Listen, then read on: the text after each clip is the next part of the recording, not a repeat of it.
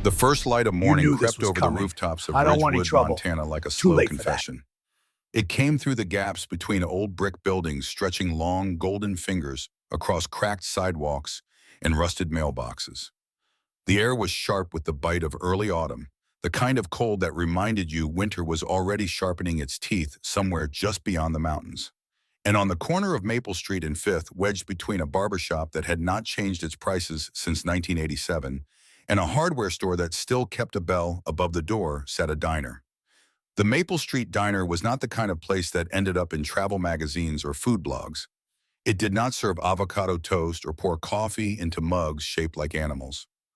What it served was honest, eggs cooked the way you asked, bacon that cracked when you bit into it, toast with real butter, coffee that was strong enough to wake the dead and bitter enough to remind you that you were still alive. The linoleum floor had been mopped so many times the pattern had worn away in front of the counter, leaving a smooth, pale trail where thousands of boots and sneakers and dress shoes had stood over the decades. The boots were upholstered in red vinyl that had faded to a color somewhere between rust and memory. And every morning at exactly 6 o'clock, the lights inside flickered on, and a woman unlocked the front door and stepped into the quiet. Her name was Colleen Mercer, and she had owned the Maple Street Diner for 25 years. She was 58 years old, though the lines around her eyes and the silver threading through her auburn hair made her look like she had lived several lifetimes stacked one on top of the other. She was not a tall woman, but she carried herself with the kind of straightness that made people think she was. Her hands were rough from years of scrubbing grills and hauling boxes of supplies from the back of delivery trucks. Her voice was steady, never loud, but it had a quality to it that made people listen when she spoke. She had the kind of face that did not ask for sympathy and the kind of eyes that gave it freely. 25 years she had poured into this place. 25 years of 5:30 alarms, of flour-dusted aprons of coffee urns that needed replacing, and freezers that broke on the hottest days of summer. She had started the diner with her husband Frank back when they were young and foolish enough to think that love and hard work were the same thing. Frank had been a carpenter by trade, and he had built the counter himself, a long stretch of oak that he sanded by hand until it was smooth as riverstone. He had hung the shelves, installed the lighting, even welded the legs of the stools at the counter, because the ones they could afford kept wobbling. Frank had been gone for 6 years now. Heart attack. Quick and without warning, the way he had always said he wanted to go, though. Colleen was certain he had been joking at the time. She found him on the kitchen floor of their small house, 3 blocks from the diner, still wearing his boots and a cup of coffee, half finished, on the counter above him. The paramedics said he was likely gone before he hit the ground. Colleen had nodded at that as though it were useful information, and then she had gone to the diner the next morning at 6 o'clock and opened the doors as though the world had not just cracked in half. That was who Colleen was. Not because she did not feel the pain, but because she understood that some things keep going whether you are ready or not. The diner kept going. The customers kept coming.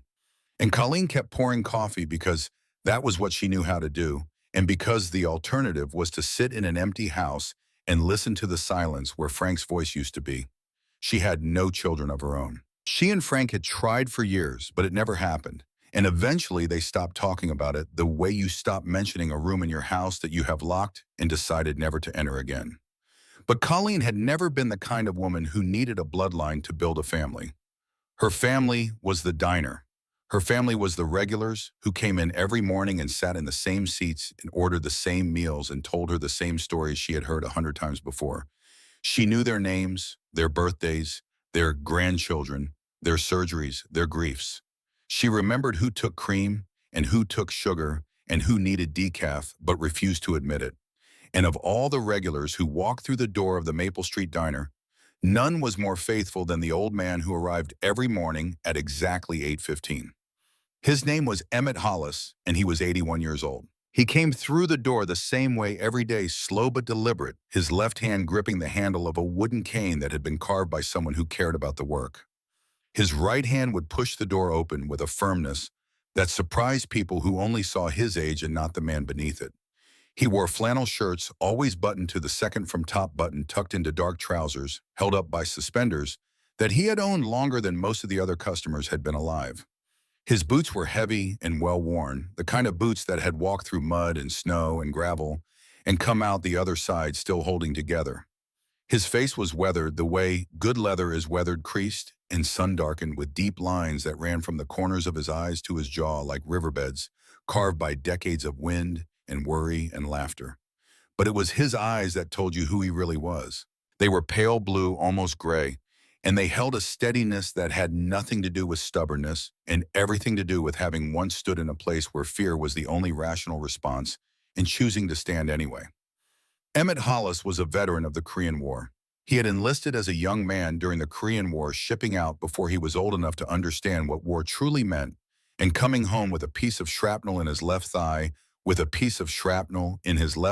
the surgeons decided was safer to leave in than to take out, and a silence in his chest that he carried for the rest of his life like a stone he could not put down. He never talked about the war, not to his wife, not to his son, not to anyone. He simply lived with it the way you live with a scar, aware of it, always touching it, sometimes in the dark, but never showing it to the world unless the world asked very specifically and very gently. Every morning he walked into the Maple Street Diner and sat in the corner booth, the one closest to the window, where the sunlight came in at an angle that warmed the table, but did not hit his eyes. Colleen always had his coffee ready by the time he sat down. Black no sugar in the white ceramic mug with a small chip on the handle that he had claimed as his own years ago. She would set it down in front of him and say the same thing she always said. "Morning, Mr. Hollis." And he would nod and say the same thing he always said. "Morning, Colleen." That was their ritual. It was small and ordinary, but it was also sacred in the way that small, ordinary things become sacred when they are repeated enough times by people who mean them. To Colleen, Emmett was more than a customer. He was the closest thing she had to a father. Her own parents had passed years ago, and Frank's parents before that.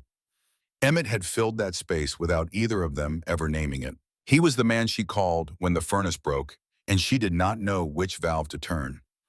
He was the man who sat at the counter on the anniversary of Frank's death and said nothing because he understood that sometimes the kindest thing you can do for a grieving person is simply to be present. And to Emmett, Colleen was something he could not quite put into words. She reminded him of someone, not in appearance but in spirit. She reminded him of his wife, Lorraine Hollis. Rainey, he had called her, because when they first met at a church picnic in 1964, it had been raining, and she had been the only person there who was laughing about it. She had dark hair and a smile that made you feel like you had just been forgiven for something you had not confessed yet. She was kind in a way that was not soft, strong, in a way that was not hard. She could silence a room with a look and fill it with warmth with a word. She had been the center of Emmett's universe for 56 years, and when she died 3 years ago, quietly in her sleep with Emmett holding her hand in the hospital bed, they had moved into the living room so she could see the garden. He had felt the axis of his world tilt and never quite straighten again. Rainey and Colleen had been close. Not just friends, but the kind of women who understood each other the way sisters do, with a shorthand that did not require explanation. Rainey had been a regular at the diner long before she got sick, and when the cancer came, Colleen had driven meals to the house 3 times a week, sitting with Rainey on the porch while Emmett pretended to fix things in the garage so they could have their time together. It was Rainey who had told Colleen the secret, not all at once. It came out slowly over the course of several visits in those final months when Rainey's body was fading, but her mind was still sharp as a blade. She told Colleen about their son, about Rowan Hollis, born 1969, the only child Emmett and Rainey ever had, and the one wound that neither of them could heal. Rowan had been a difficult boy, not mean, not cruel, but restless in a way that made Emmett uneasy. He had too much energy, too much anger, too many questions that Emmett did not know how to answer because he had been raised in a generation where men did not answer questions about their feelings. They endured them. Rowan had grown up watching his father sit in silence, watching him stare out windows, watching him flinch at loud noises, and grip the arms of his chair during thunderstorms, and he had drawn the only conclusion a child could draw. He decided his father did not love him. It was not true. Emmett loved Rowan with a ferocity that terrified him because he did not know how to express it without also expressing the fear that came with it, the fear that the world would break his son the way it had broken him. So he became strict, disciplined. He set rules and curfews and expectations that felt to a young man burning with the need to be free like walls closing in. By the time Rowan was 20, he had found the motorcycle club. By 25, he was riding with the Hells Angels, and the distance between father and son had become a canyon neither of them knew how to cross. Emmett saw the leather vest and the tattoos and the roaring engines and thought his son had thrown his life away. Rowan saw his father's disapproval and thought it was the only honest thing the old man had ever shown him. Then came the night that shattered everything. Rowan was 33 years old. He had been drinking at a bar outside of town, and he got on his bike when he should have called someone. He ran a red light at the intersection of Route 12 and Garrison Road and clipped a pickup truck driven by a 17-year-old boy named Danny Ferris. Danny survived, but his right leg was crushed and the medical bills were more than his family could afford. The police arrested Rowan. The charges were severe. He was looking at years in prison. Emmett did not hesitate. He went to the Ferris family himself. He sat in their living room, a man in his 60s with shaking hands and a voice that cracked only once, and he told them that he would pay every cent of their son's medical bills. Every surgery, every session of physical therapy, every dollar. He did not make excuses for Rowan. He did not ask for sympathy. He simply said that he was a father and that he was asking them as parents to let him make this right. The Ferris family agreed.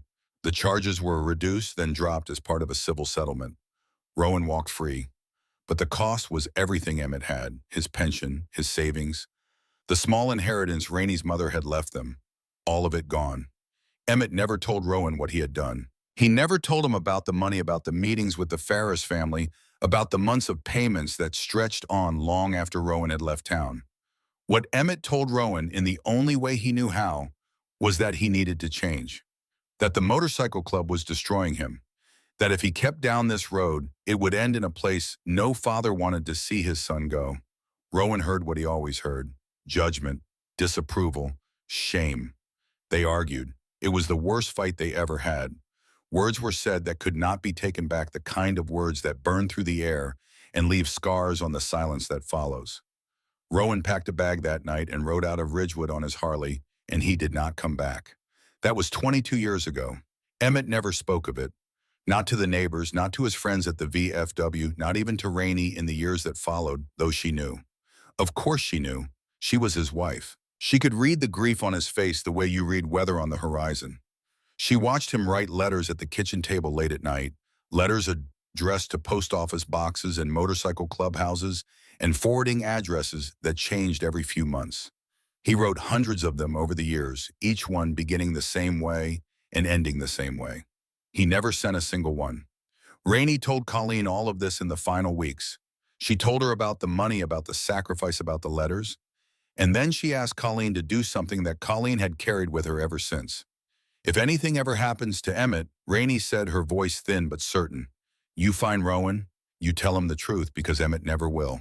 He is too proud and he is too afraid. But that boy deserves to know that his father never stopped loving him. Not for one single day.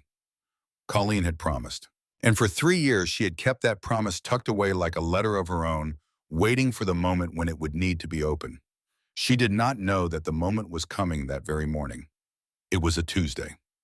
October. The leaves on the maple trees that lined the street outside the diner had turned the color of rust and honey, and they drifted down in slow spirals whenever the wind remembered to blow. The sky was the pale gray of an old photograph, and the air smelled like wood smoke in the first frost. Colleen had opened the diner at 6 as always. By 7, the morning regulars had begun to filter in. There was Earl Newsom, 74, retired postman, who sat at the counter and read the newspaper from back to front because he said the sports section was the only honest part. There was Dorothy Bledsoe, 69, who came in for toast and tea and always left exact change plus a quarter. There was Hank Purcell, who ran the hardware store next door and came in for coffee before opening up, and who always complained about the coffee as though it were a form of greeting. By 8:15, Emmett walked in, same as always, same booth, same coffee, same quiet nod to Colleen. He sat down and placed his hands flat on the table the way he always did, as though steadying himself against something only he could feel. Colleen brought his coffee without being asked and set it down in front of him. Morning, Mr. Hollis. Morning, Colleen. She lingered a moment longer than usual. She had noticed something in the past few weeks, a slowness in his step that was different from the usual caution of age, a grayness under his eyes that had not been there before. She wanted to ask if he was all right, but she knew him well enough to know that he would say he was fine, and she knew herself well enough to know that she would worry anyway. The morning moved on. The diner filled with the comfortable noise of forks on plates and low conversation and the sizzle of bacon on the grill. Colleen moved behind the counter with the efficiency of a woman who had done this 10,000 times, refilling cups and clearing plates and exchanging small kindnesses with people she had known for years. Then the door opened and the temperature in the room changed. Two men walked in. The first was tall and broad with a neck like a fence post and hands that looked like they had been made for breaking things rather than building them. He wore a black jacket over a gray hoodie and his head was shaved close to the skin. His eyes were small and hard and set too close together, giving him the look of someone who was always calculating whether a situation was worth his trouble. His name was Cade Strickland, and he was 32 years old, and he had not come to the Maple Street Diner for breakfast. The second man was shorter, thinner, with a nervous energy that made him seem like he was vibrating even when he was standing still. He stayed a step behind Cade the way a shadow stays behind the thing that cast it. Colleen recognized Cade. He had been in twice before, always with the same routine. He would order coffee, sit at the counter, and then when the diner was at its quietest, he would lean over and have a conversation with Colleen that was not really a conversation at all. It was a proposition, a business arrangement, a monthly fee for what he called protection, which was the kind of word that meant the opposite of itself when spoken by a man like Cade Strickland. Colleen had refused both times, politely the first time, firmly the second. She had told him that the Maple Street Diner had been standing on this corner for 25 years without anyone's protection, and it would stand for 25 more. Cade had smiled both times. The kind of smile that a man gives when he has already decided what he is going to do and is simply waiting for the right moment to do it. This was the third time. He walked in and did not sit down. He stood near the counter, his presence filling the room, the way smoke fills a room slowly and then all at once. The shorter man stood by the door, blocking it, not with his body, but with the implication of his body. The regulars noticed. Earl put down his newspaper. Dorothy set her teacup in its saucer with exaggerated care. Hank stopped mid-sentence and looked at Colleen, and in his eyes she saw the question he did not ask. Cade placed both hands on the counter and leaned forward. His voice was low, but in the sudden silence of the diner, it carried like a stone thrown into still water. I'm going to keep this simple, Colleen. You owe me $1,500 a month. You've missed 3 months. That's $4,500 you're sitting on. I'm not here to negotiate. I'm here to collect. Colleen stood behind the counter and met his gaze. She did not step back. She did not look down. She held a coffee pot in her right hand, and her grip on the handle was the only thing that betrayed the adrenaline coursing through her body. I don't owe you anything, Cade. I've told you that before, and I'll tell you again. This is my place. I built it with my husband. No one collects from me. Cade tilted his head slightly, the way a dog does when it hears a sound it does not understand. Your husband's dead, Colleen. Who's going to back you up? These people. He gestured at the room with a sweep of his hand, taking in the elderly customers, the worn booths, the faded linoleum. Look around. This whole block is full of old folks running shops that should have closed 10 years ago. Times change, and people who don't change with them get left behind. He reached across the counter and swept a row of coffee mugs onto the floor. The crash was sharp and sudden, and Dorothy let out a small cry. Earl stood up from his stool, but Cade fixed him with a look that made the old postman sit back down. $4,500 by Friday, or I start making adjustments to the decor. The diner was silent. No one moved. No one spoke. The fear in the room was almost physical, a weight pressing down on every chest, a hand closing around every throat. These were not people who were built for confrontation. They were retirees and widows and small business owners who had spent their lives being decent and expected decency in return. They did not know what to do when decency was not part of the equation. And then a voice came from the corner booth. That's enough. It was not loud. It was not angry. It was simply certain, the way a nail is certain when it has been driven all the way into the wood. Every head in the diner turned toward the sound. Emmett Hollis was standing. He had pushed himself up from the booth with both hands on the table, his cane hooked over the edge of the seat. He stood at his full height, which was not what it once had been, but was still enough to matter. His shoulders, though stooped, were set. His jaw was firm, and his eyes, those pale blue-gray eyes that had once watched enemy soldiers cross a frozen river in Korea, were fixed on Cade Strickland with a clarity that cut through the room like a blade. "This woman told you no," Emmett said. "That means no. You don't come into someone's place of business and make threats. Not in this town, not in this diner, not while I'm sitting here." The room held its breath. Cade turned slowly. He looked at Emmett the way a wolf looks at something that is too old and too slow to be a threat, but has made the mistake of stepping into its path anyway. "Sit down, old man. This doesn't concern you." "Everything that happens in this diner concerns me," Emmett said. "I've been eating breakfast here since before you were born, and I've seen men like you before. I've seen them in places a lot worse than this, and I can tell you something about every single one of them." He took a step forward, just one, but it was enough. "They all think they're the toughest man in the room, right up until the moment they find out they're not." Something shifted in Cade's face. It was not fear, not yet, but it was the beginning of something that could become fear if given enough time and the right conditions. But Cade Strickland had spent his entire adult life making sure that feeling never took root. He had learned in the streets and alleys and parking lots where he had built his small empire of intimidation that the fastest way to kill fear was to turn it into anger, and anger was something he understood very well. He crossed the diner in 4 strides. The slap was sudden and vicious. Not a punch, but an open-handed strike delivered with the full rotation of Cade's shoulder, the sound of it cracking through the diner like a branch snapping in a storm. It connected with the left side of Emmett's face, and the old man's head turned sharply, his body rocking backward. His cane clattered to the floor. His hand shot out and gripped the edge of the booth, and that grip was the only thing that kept him on his feet. The diner erupted in gasps. Dorothy covered her mouth with both hands. Earl half rose from his stool again, his face white. The cook, a quiet man named Gus, who had worked the grill for 12 years, appeared in the kitchen doorway with wide eyes and a spatula still in his hand. But Emmett did not fall. He stood there, one hand on the booth, the other rising slowly to his face.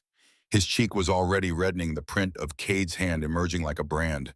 His lip was split, and a thin line of blood traced down his chin. His eyes watered from the impact, but he did not cry out. He did not stumble. He stood and he breathed, and he kept his gaze fixed forward, not on Cade, but on some middle distance that only he could see, as though he were standing not in a diner in Montana, but somewhere else entirely. Somewhere cold and far away, where he had learned a long time ago that pain was not the thing that broke a man. Surrender was. Colleen saw it happen as though the world had slowed to half its speed. She saw Cade's arms swing. She saw Emmett's head snap sideways. She saw the blood on his lip and the shock on his face, and something inside her. Something that had been coiled tight for years, for decades, since Frank died and left her alone to hold up the walls of her life with nothing but her bare hands, that something came undone. She did not scream. She did not freeze. She came around the counter faster than anyone in the diner expected a woman her age to move, and she put herself directly between Emmett and Cade. Not beside Emmett, not behind him, between them. Her body was a wall. Her eyes were locked on Cade's, and in them there was something that Cade had not seen in a very long time. Absolute refusal. "You do not touch him." Her voice was low and even and carried the weight of a woman who had buried a husband, run a business alone, and survived every single thing the world had thrown at her without once asking for help she did not earn. "You do not touch anyone in my diner. You turn around. You walk out that door, and you do not come back." Cade stared at her. His hand was still open at his side, the palm still stinging from the contact. He was a full head taller than Colleen and outweighed her by at least 100 pounds, and yet something in the way she stood there, unflinching, unmoving, made him hesitate. It was not physical intimidation. It was something else, something he did not have a word for. The moment stretched. The diner was so quiet you could hear the coffee maker dripping behind the counter. Then Cade smiled. It was a slow, ugly smile, the kind that promises nothing good. "Friday, Colleen," he said. 4,500, and next time tell your guard dog to keep his mouth shut." He turned and walked out. His companion followed. The door swung shut behind them, and the bell above it jingled a cheerful sound that felt obscene in the context of what had just happened. The silence that followed was thick and suffocating. Then slowly sound returned. Dorothy began to cry softly. Earl sat down heavily and put his face in his hands. Gus retreated to the kitchen and turned the grill off because his hands were shaking too much to cook. Colleen turned to Emmett. He was still standing still holding the booth, his face a mask of controlled pain. She reached for his arm and guided him gently back into the seat. She picked up his cane and leaned it against the table. She took a clean napkin from the dispenser and pressed it to his lip with a tenderness that made the old man close his eyes. "I'm all right," he said. "You're bleeding, Mr. Hollis. I've bled before." She sat down across from him. Not because she needed to rest, but because she needed to be close to him, to let him know that he was not alone, that what he had done mattered, that his courage had not been wasted, even if it had cost him blood. They sat together in that booth for a long time. The other customers slowly gathered themselves. Some left unable to stay in the space where the violence had happened. Others stayed unsure of where else to go. Earl brought Colleen a glass of water without being asked and set it on the table without a word. And as Colleen sat there watching Emmett dab the blood from his lip with the patience of a man who had been wounded in far worse ways, something crystallized inside her. It was not a thought so much as a decision, and it arrived fully formed the way the most important decisions often do. She was not going to pay. She was not going to let Cade Strickland take her diner or hurt Emmett Hollis or terrorize the people on this street who had done nothing wrong except grow old in a town that was changing faster than they could keep up with. She was going to fight. In the hours after Cade left, Colleen locked the diner early for the first time in 25 years. She flipped the sign to close, turned off the lights in the dining room, and sat in the back office with the door shut. It was a small room, barely big enough for a desk and a filing cabinet, with a calendar on the wall that still showed last month's page and a photograph of Frank tacked to the corkboard above the desk. She stared at that photograph for a long time. Frank in his workshop, sawdust in his hair, grinning at the camera like a man who had never considered the possibility that the world might not be kind. What would you do, she thought. But she already knew the answer. Frank would have grabbed a baseball bat and gone looking for Cade Strickland, and he would have ended up in the hospital or in jail or both, because Frank had been brave and good and absolutely terrible at knowing when courage was not enough. Colleen was not Frank. She did not have his strength or his recklessness, but she had something else. She had patience. She had attention to detail. And she had spent 25 years running a business in a small town, which meant she knew every person on this street, every story behind every shop, every grudge and every favor and every connection that held this community together like stitches in a quilt. She picked up the phone and started making calls. The first was to Pearl Hoffman, 75, who ran a flower kiosk 3 doors down. Pearl answered on the second ring, and before Colleen could say a word, Pearl said, "I heard what happened, Colleen. Dorothy called me. Is Mr. Hollis all right?" "He'll be fine. Pearl, I need to ask you something. Has Cade Strickland come to see you?" The silence on the other end was answer enough. "How much?" Colleen asked. "1,000 a month. I've been paying it for 4 months because I didn't know what else to do. Colleen, I'm 75 years old. I sell flowers. Where am I supposed to find $1,000 a month?"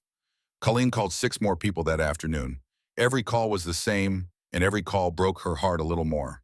There was Arthur Sheehan, the tailor 71, who had been hemming trousers and altering suits on Maple Street for 38 years. His hands shook now when he threaded a needle, but his stitches were still the straightest in town. He told Colleen he had been paying Cade $800 a month for 5 months, taking the money from the savings account he and his late wife had set aside for their grandson's college fund. There was June Prescott, who ran the used bookshop 2 doors past the barbershop. June was 68 and had opened the store after retiring from teaching because she could not imagine a life without books in it. She told Colleen she had been paying $700 a month and had already missed her car insurance payment twice. She was afraid to tell her daughter because her daughter would make her close the shop and move to Portland, and June would rather lose everything than leave the town where she had lived for 40 years. There was Vernon Burke, the watch repairman, 73, who worked out of a shop so small you could stand in the middle and touch both walls. Vernon had served in Vietnam and walked with a limp from a wound he never discussed. He had not paid Cade a single dollar. He had simply locked his door when Cade came and refused to open it. But last week, someone had thrown a brick through his front window at 3 in the morning, And Vernon had spent $200, he did not have to replace it, and he had not slept a full night since. And there was Martha Haddock, who ran the small bakery at the end of the block. Martha was 70 and had learned to bake from her grandmother, and the smell of her sourdough bread was one of the things that made Maple Street feel like a place where people still cared about doing things the right way. Martha had been paying $1,000 a month, and she told Colleen through tears that she had taken out a loan against her house to cover it, and if she missed another payment, the bank would start asking questions she could not answer. Each one had been given the same speech about protection, the same veiled threats, the same impossible demands. None of them had told anyone because Kate had made it clear what happened to people who talked. They had each suffered in silence alone, she believing they were the only ones. By the time Colleen hung up the last call, the picture was clear. This was not a random shakedown. This was systematic. Cade Strickland had identified the most vulnerable block in Ridgewood and was bleeding it dry one frightened old person at a time. Colleen sat at her desk and felt the anger settle into her bones like heat from a fire. It was not the hot, explosive anger that made people do stupid things. It was the slow, deep kind, the kind that burns for weeks and months and years if it has to, the kind that builds plans instead of breaking things. She went to see Emmett that evening. He lived alone in the small house on Birch Lane that he and Rainey had shared for 50 years. The garden Rainey had kept was overgrown now, the roses climbing wild over the fence, their thorns catching on the wooden slats like fingers trying to hold on to something that was slipping away. The porch light was on, casting a yellow glow over the steps where Rainey used to sit in the evenings with a glass of iced tea, watching the sun go down behind the mountains. Emmett had not changed anything inside the house since she died. Her reading glasses were still on the nightstand. Her coat still hung by the back door. Her favorite mug, the blue one with the chipped handle, still sat in the dish rack, as though she had just washed it and would be back any moment to fill it with chamomile tea.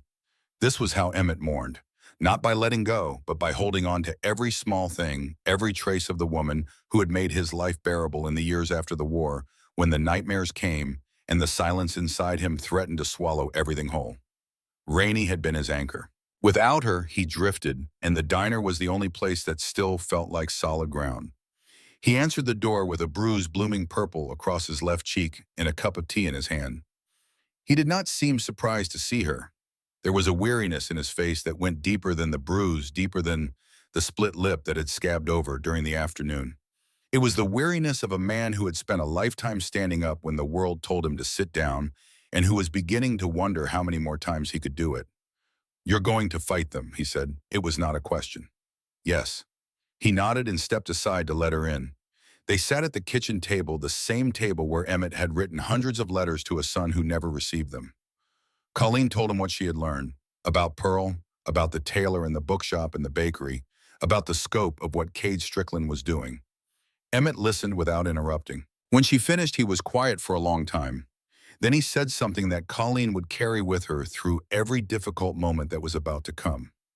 "You're choosing to fight a battle, Colleen. That's a brave thing. But I want you to understand something. The hardest part of any fight isn't the enemy in front of you.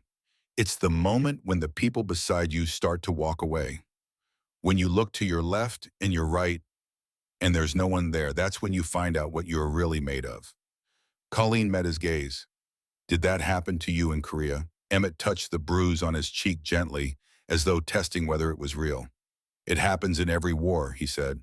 "The question isn't whether it will happen. The question is whether you'll still be standing when it does." Colleen reached across the table and placed her hand over his. The old man's fingers were trembling slightly, but his grip was firm. "I'm not going anywhere, Mr. Hollis." "I know you're not. That's why I'm worried." She left his house at 9 o'clock that night and walked back to the diner under a sky full of stars. The town was quiet. The street lights cast pools of amber on the sidewalks, and somewhere in the distance, a dog barked twice and then went silent. As she walked, Colleen thought about Rainey, about the promise she had made, about Rowan Hollis out there somewhere in the world riding with the Hells Angels, not knowing that his father had given up everything for him and never stopped writing letters that he never had the courage to send. She thought about calling Rowan. Not yet. Not for this. This was her fight, and she would not call in cavalry she did not need. But the thought was there lodged in the back of her mind like a splinter. When she reached the diner, she stopped on the sidewalk and looked at it. The dark windows, the faded sign, the counter Frank had built with his own hands. 25 years of her life were in that building. 25 years of early mornings and late nights and meals served with care to people who needed more than food. They needed to be seen. They needed to be known. They needed someone to remember their name and ask how they were doing and mean it when they asked. That was what Cade Strickland was trying to take. Not just money, not just property. He was trying to take the thing that kept these people whole. Colleen unlocked the door and stepped inside. The diner was dark and silent. She sat down at the counter on the stool that Frank used to sit on when he would stay late to keep her company while she closed up. She folded her hands on the oak surface he had sanded smooth with his own two palms, and she sat there in the dark and she made her plan. She would not run, she would not pay. She would not beg for help from men with badges who had never set foot on Maple Street and would not care about it until something terrible happened. She would do this herself, and it started tonight. Late that night, alone in the back office, Colleen pulled out a notebook. She began to write names, dates, amounts, everything Pearl had told her, everything the others had shared. She created a ledger of Cade Strickland's crimes written in her neat, careful handwriting, the same handwriting she used for the diner's daily specials board. She did not know yet how she would use it. She did not know yet what shape her resistance would take. But she knew with the certainty of a woman who had rebuilt her life from the ground up once before and was ready to do it again, that she would not stop until every person on Maple Street could walk into their shop in the morning without fear. She thought of Emmett's words, the moment when the people beside you start to walk away. She set her jaw and kept writing. She would deal with that moment when it came. And then almost as an afterthought, she opened her phone and scrolled to a number she had saved 3 years ago. A number Rainey had pressed into her hand in the hospital, scrawled on a torn piece of paper in handwriting that was barely legible. Rowan Hollis. She did not call. Not yet. But she stared at the number for a long time, her thumb hovering over the screen, feeling the weight of a promise she had made to a dying woman. Then she closed the phone, put it in her pocket, and went back to writing. Friday was 4 days away. She had work to do. But late that night, after the notebook was full, and the plan was forming, and the diner was locked tight, Colleen did one more thing. She picked up the phone. She dialed the number. It rang 4 times, and then a voice answered. A man's voice, rough and guarded, the voice of someone who did not receive calls from unknown numbers and expected nothing good from them. Who is this? My name is Colleen Mercer. I own the Maple Street Diner in Ridgewood. I was a friend of your mother's. Silence, long enough that Colleen thought he might hang up. What do you want? Your father was attacked today. A man came into my diner and struck him across the face. He's 81 years old, Rowan. He stood up to defend me, and he was hit for it. He's all right, but he's hurt. More silence. She could hear breathing on the other end, heavy and deliberate, the breathing of a man who was fighting to keep something inside from getting out. I'm not calling to ask you to come back, Colleen said. I'm not calling to guilt you into anything. I'm calling because your mother asked me to. Before she died, she made me promise that if anything ever happened to your father, I would find you. She said you deserve to know. She said Emmett would never call you himself because he's too proud and too afraid. But she wanted you to know that he never stopped thinking about you. Not for one single day. The silence that followed was the longest of all. Colleen listened to it the way you listen to a river hearing the current beneath the surface. Then without a word, Rowan Hollis hung up. Colleen set the phone down on the counter. She stared at it for a moment. Then she exhaled long and slow and nodded to herself. She had kept her promise. Whatever came next was not in her hands. She turned off the lights, locked the door, and walked home through the cold October night, the leaves falling silently around her, the stars burning overhead like small, distant, unblinking fires. And somewhere hundreds of miles away, in a garage lit by a single bare bulb, a 55-year-old man sat on an overturned crate beside a Harley-Davidson that gleamed in the yellow light and held his phone in both hands and stared at the screen and did not move for a very long time. On the wall behind him hung an old photograph, creased and faded at the edges, of a young man in a military uniform, standing in front of a house with a garden full of roses. The young man was not smiling, but his eyes held something that might have been hope, or might have been love, or might have been the thing that exists in the space between the two. Rowan set the phone down. He pressed his palms against his eyes. And for the first time in 22 years, he let himself remember what it felt like to have a father. The garage was cold and the bulb above him flickered, once casting shadows that moved across the concrete floor like ghosts. Outside, the wind picked up, carrying with it the sound of distant traffic and the low hum of a world that kept moving, whether you were ready for it or not. Rowan sat there motionless, his breathing the only sound in the room, and he thought about a house on Birch Lane with roses growing wild over the fence. He thought about a kitchen table and a man sitting at it, writing letters by lamplight. He thought about a woman named Colleen Mercer, who had the nerve to call a stranger in the middle of the night and tell him the truth his father had been too afraid to say. He thought about all of it, and he did not sleep that night, not a single hour. Because some truths, once they enter, a man do not allow him rest until he decides what to do with them.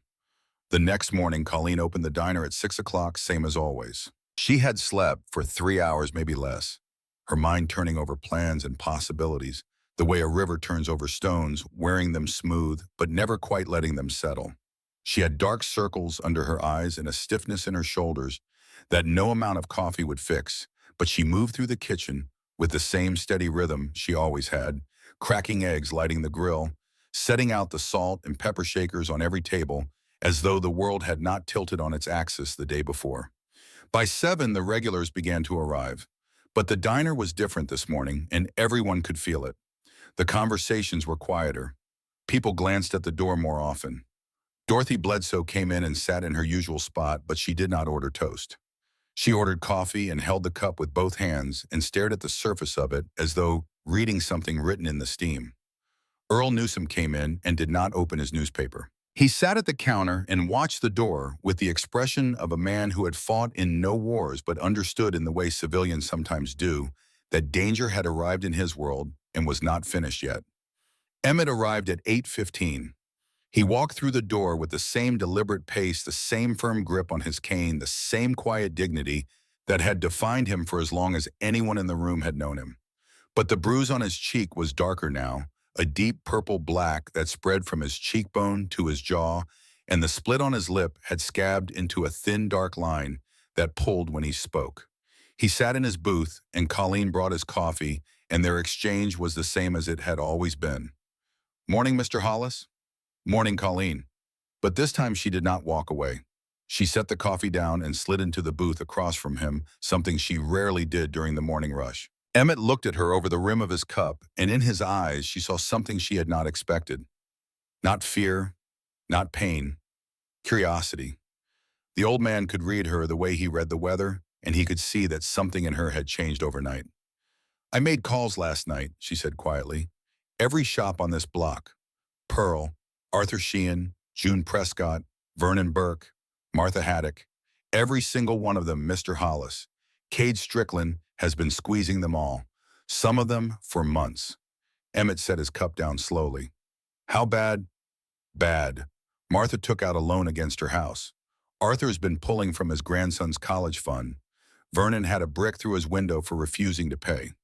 And Pearl, she's been paying $1,000 a month out of a flower kiosk that barely clears $2,000 in a good season." The old man's jaw tightened. She watched the muscles work beneath the bruised skin, and she knew he was doing what he always did, holding the anger inside, pressing it down, keeping it contained, the way a soldier keeps a live round in the chamber, not because he wants to fire it, but because he knows there may come a moment when he has to. "What's your plan?" he asked. "I'm going to talk to all of them. Face to face, I'm going to ask them to stand with me. If we all refuse to pay together, Cade can't come after all of us. There's strength in numbers." Emmett studied her for a long moment. Then he nodded once, slow and certain. "You remind me of someone," he said. Colleen waited. Rainey, she had that same look when she'd made up her mind about something, like the whole world could push back and she'd just lean into it harder. Colleen felt the weight of that comparison settle on her shoulders like a mantle. She stood up, touched Emmett's hand briefly, and went back to work. That afternoon, Colleen closed the diner at 2 and began walking the block. She did not call ahead. She showed up at each door the way a neighbor should, the way people used to, before the world decided that phone calls and text messages were an acceptable substitute for standing in front of someone and looking them in the eye. Pearl Hoffman was her first stop. The flower kiosk was a small structure wedged between two larger buildings barely more than a glorified shed with a roll-up front window and a hand-painted sign that read Hoffman's Flowers in letters that had once been bright red and were now a soft, faded pink. Pearl was inside arranging carnations in a plastic bucket, her white hair pinned up in a loose bun, her glasses hanging from a chain around her neck. She looked up when Colleen approached and immediately looked away the way people do when they know a conversation is coming that they are not ready for. Pearl, Colleen said, we need to talk. I already told you everything on the phone, Colleen. I don't know what else there is to say. There's plenty to say, and I think it's time we said it together instead of alone. Colleen told Pearl about the others, about Arthur and June and Vernon and Martha. She watched Pearl's expression change as the realization settled in the understanding that she was not the only one, that the shame she had been carrying was shared by every person on this street. He told me I was the only one, Pearl whispered. He said if I told anyone, he'd make sure no one rented to me again, that I'd lose the kiosk. He told all of you that. That's how it works, Pearl. He keeps you separate so you stay afraid. But you're not separated. You're neighbors, and neighbors look out for each other. Pearl was quiet for a long time. Then she took off her glasses and cleaned them on the hem of her apron, a gesture that Colleen recognized as the thing Pearl did when she was thinking hard about something. What are you asking me to do? Stop paying. Tell him no, together, all of us. And when he comes back angry, then we face him together too. Pearl put her glasses back on and looked at Colleen, and in her eyes there was something fragile and brave, at the same time like a candle flame in a draft. All right, she said, I'm in. Arthur Sheehan said yes before Colleen finished explaining the plan.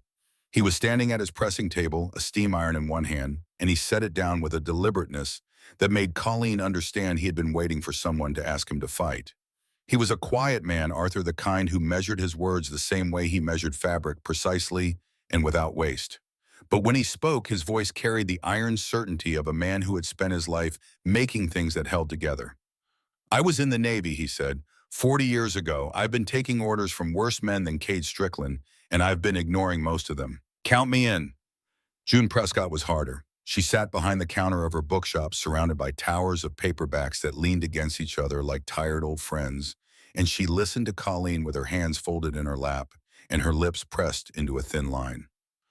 My daughter wants me to close the shop and move to Portland, June said. If she finds out about this, she'll use it as proof that I can't take care of myself. You've been taking care of yourself for 68 years, June. You don't need your daughter's permission to keep doing it. June looked at her. You sound like you've had this argument before. I've had every argument before. I've run a business alone for 6 years. People have been telling me to sell the diner and retire since the day Frank died. I'm still here, and you're still here. And we're still here because we chose to be, not because we didn't have other options. June unfolded her hands. She picked up a book from the counter, something she did when she was nervous, turning it over and over in her fingers like a talisman. How many of us are there, she asked. With you 6, enough to matter. June set the book down. Then 7, she said. If Martha joins, I join. She shouldn't have to do this alone. Martha Haddock was already crying when Colleen walked into the bakery.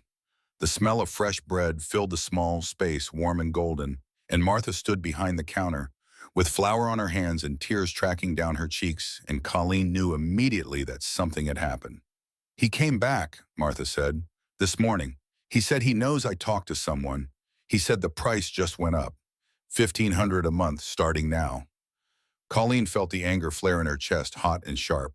She breathed through it. She crossed the shop and stood in front of Martha and took the older woman's flour-dusted hands in her own. Martha, look at me. You are not alone in this. Do you hear me? You are not alone. She told Martha about Pearl, about Arthur, about June. She told her about the plan, and she watched the fear in Martha's eyes shift, not disappearing, not completely, but making room for something else, something that looked in certain light like hope. I'm 70 years old, Martha said. I learned to bake from my grandmother. She taught me that bread rises because you give it time and warmth. She said people are the same way. She wiped her eyes with the back of her hand, leaving a streak of flour across her cheek. I'll rise, Colleen. Just give me time. Vernon Burke was the last.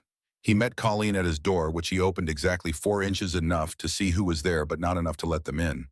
He was a lean man with a face like weathered rope, all knots and hard lines, and his eyes had the flat, watchful quality of someone who had seen things that other people only read about in books. "I already know why you're here," he said through the gap. Pearl called. "Then you know what I'm asking." "I know.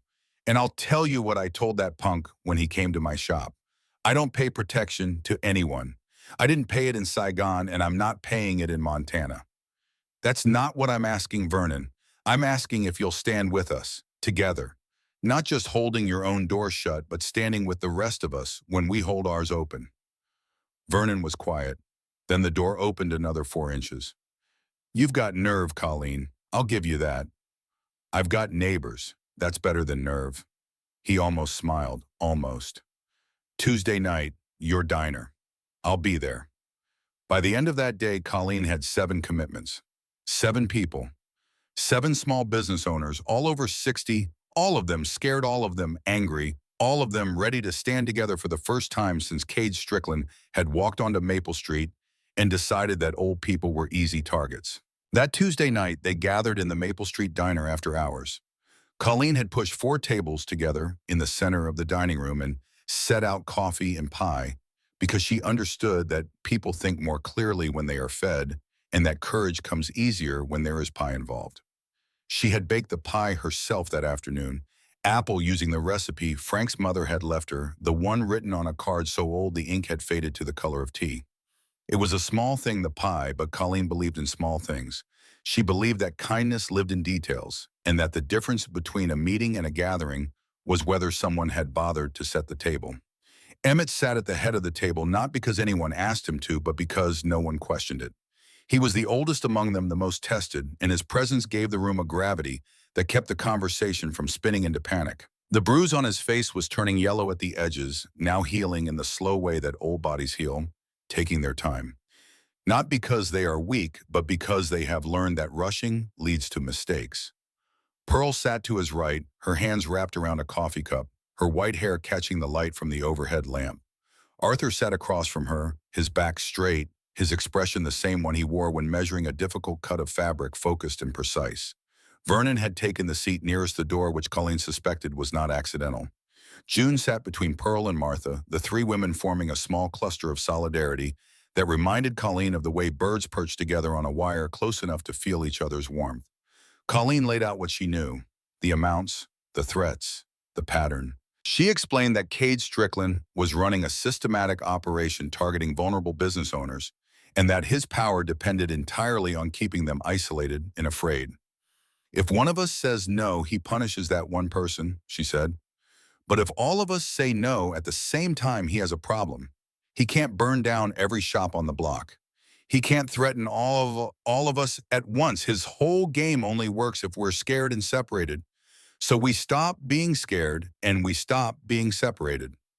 The room was quiet. Pearl gripped her coffee cup. Arthur sat with his arms crossed, his expression unreadable. June turned a sugar packet over and over between her fingers. Vernon leaned back in his chair and stared at the ceiling. Martha dabbed at her eyes with a napkin. Then Emmett spoke. His voice was quiet, but it carried the way a church bell carries across a valley, not because it is loud, but because it speaks into a silence that is waiting to be filled. "I was 17 years old when they shipped me to Korea," he said. "I didn't know what I was walking into. None of us did.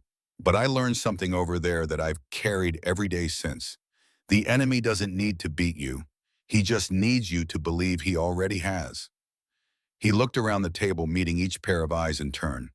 "Don't let this man convince you that you've already lost. You haven't. You're sitting here. That means you're still in the fight."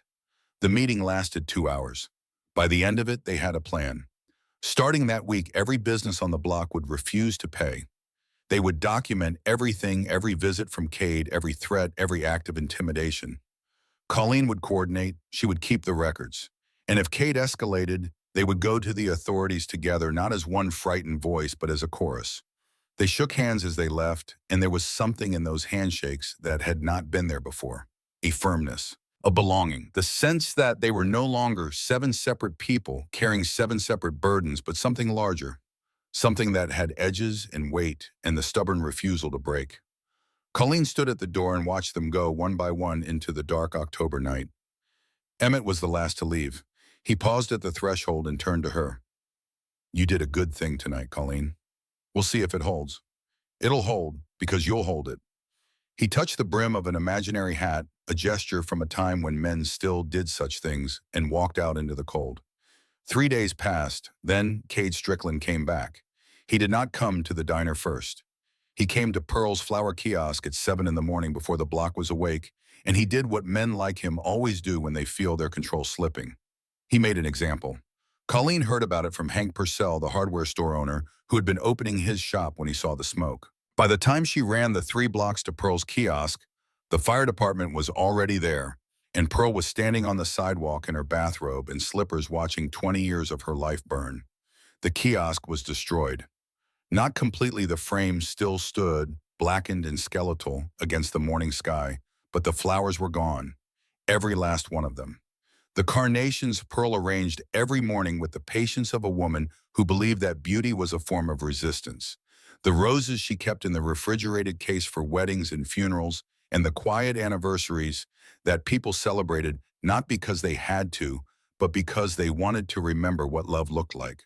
The hand-painted sign that had hung above the kiosk since the day Pearl opened it, the sign her late husband had painted for her as a surprise on their 30th anniversary, the letters careful and slightly uneven because he was a plumber and not an artist, but he had wanted to give her something made by his own hands. All of it was gone, reduced to ash, and the acrid smell of burned wood and scorched petals that hung in the air like a funeral. Pearl did not cry. She stood there with her arms crossed over her chest and her jaw set, and her eyes dry, and she watched the firefighters spray water onto the smoldering remains with the expression of a woman who had just been given a reason to be angry that was bigger than her fear. He did this, Pearl said. It was not a question. Colleen put her arm around Pearl's shoulders and held her. Yes, because I stopped paying. Because we all stopped paying. He's trying to scare us into going back. Pearl turned and looked at Colleen, and in her eyes there was something that Colleen recognized because she had felt it herself, that cold, slow, deep anger that does not explode but endures. It didn't work, Pearl said. But it did work on some of them. By that afternoon, 2 of the 7 had broken. June Prescott called Colleen in tears, saying she had found a dead rat nailed to the door of her bookshop with a note that read, "Pay up, she was done. She could not do this. Her daughter was right. She should sell the shop and move to Portland and forget Maple Street ever existed." And Martha Haddock did not call at all. She simply closed the bakery. The lights went off at noon, the door was locked, and when Colleen knocked that evening, no one answered. Through the window, she could see the baking racks bare and cold, and the counter where Martha had rolled dough every morning for 30 years, empty and dark. 5 became 3. Colleen, Emmett, Pearl, Arthur, and Vernon. 2 gone in a single day. The coalition she had built with handshakes and pee in the belief that people would stand firm when it mattered had cracked, and Colleen could feel the fractures spreading like ice on a pond in spring, invisible from the surface, but weakening everything beneath. She did not blame June. She did not blame Martha. She understood in the way that only someone who has carried fear in her own body can understand that there is a difference between cowardice and self-preservation, and that the line between them is drawn by circumstances that no one else has the right to judge. June had a daughter who loved her and a life in Portland that was waiting for her, and choosing safety was not the same as choosing surrender.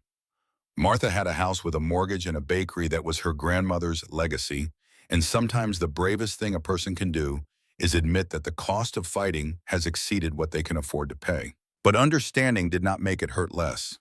And as the evening settled over Maple Street like a cold blanket, Colleen felt the loneliness of leadership in a way she had never felt it before, the terrible clarity of standing at the front of a line and realizing that the line behind you is shorter than it was yesterday.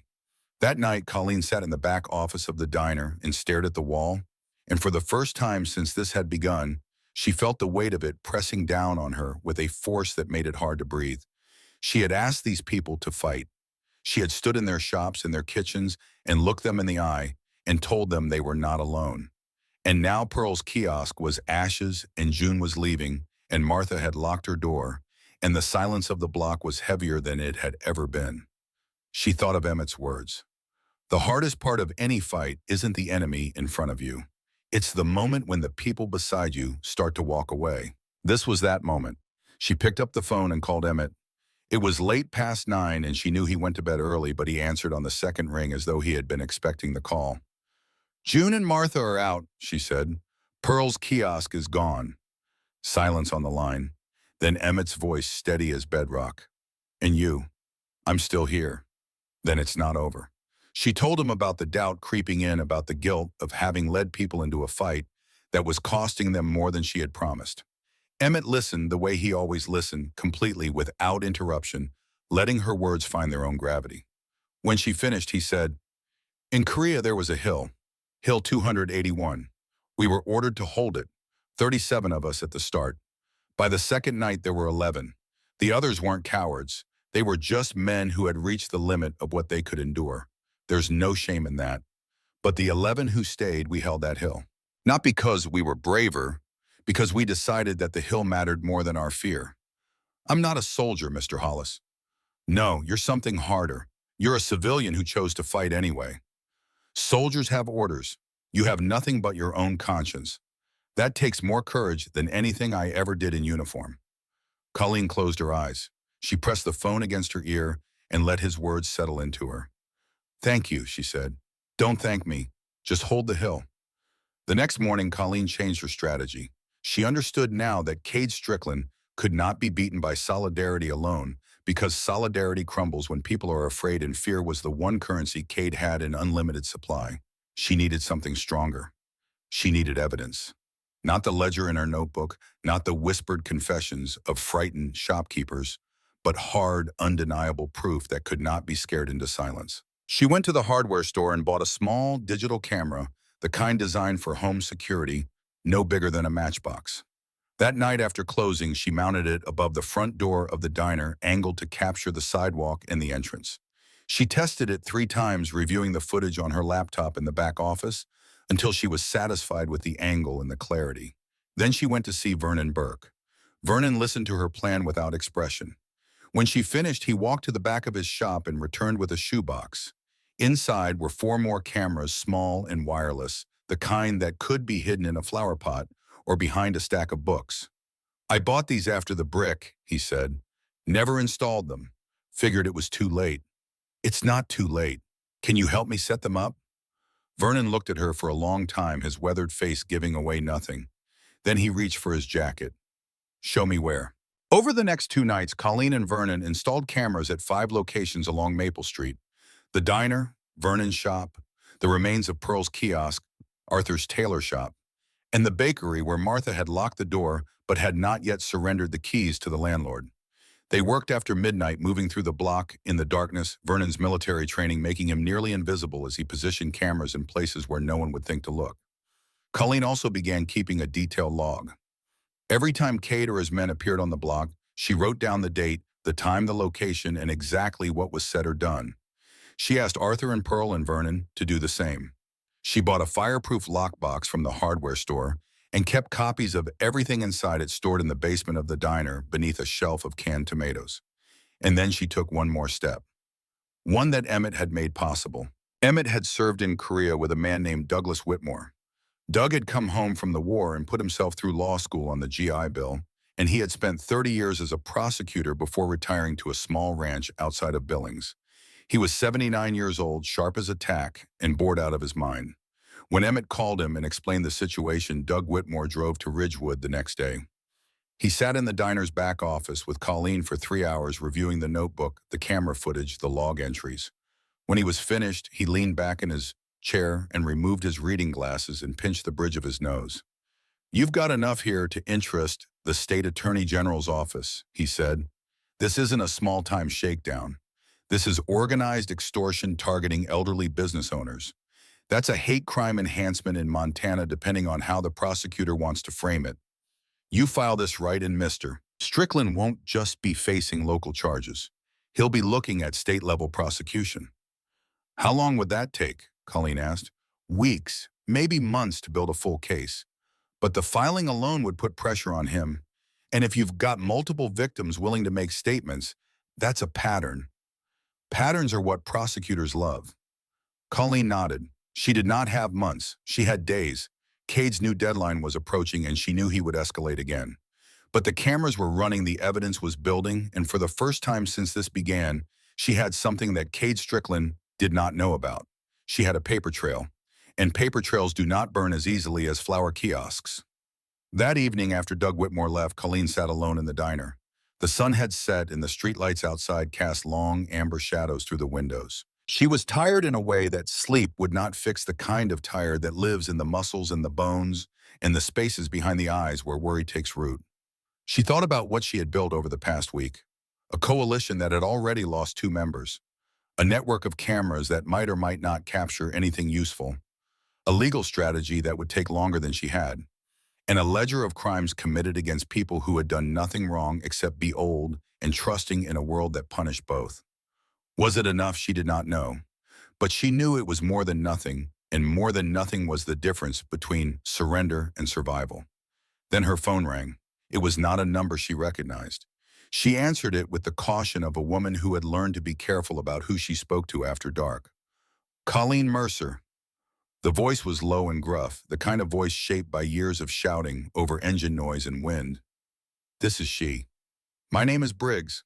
Well, that's what they call me. I got your number from a mutual friend. I ride with the Ridgemont chapter of the Hells Angels. I'm calling about Rowan Hollis. Colleen's hand tightened on the phone.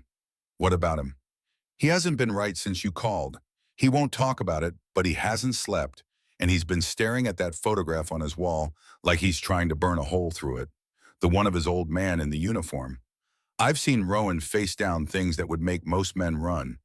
I've seen him ride through storms and stand in rooms where the air itself was dangerous. But I have never, not once in 20 years, seen him look the way he looks right now. How does he look? Like a man standing at the edge of something. Like he knows he has to jump but can't remember how. Colleen closed her eyes. She could see it. She could see a man she had never met sitting in a garage somewhere holding a phone that he had hung up on, wishing he hadn't. She could see his hands calloused and scarred from years of gripping handlebars and doing whatever it was that men in motorcycle clubs did when the world was not watching. She could see the photograph on the wall, the young soldier with hope in his eyes, and she could imagine what it must be like to look at that photograph every day and try to reconcile the man in the picture with the silence on the other end of a phone line that had been dead for 22 years. I didn't call to ask him to come back, Colleen said. I called because his mother asked me to. I know, but here's the thing. Rowan is the toughest man I know. He's led this chapter through things I can't even talk about on the phone. But ever since your call, he's been carrying something he can't ride away from. And I've known him long enough to know what that looks like. What does it look like? It looks like a man who needs to go home. Colleen was quiet for a moment. Then she said, his father is in trouble. The whole block is in trouble, but I'm handling it. I didn't call Rowan for help. Maybe not, but maybe he needs to help anyway. Not for you, for himself.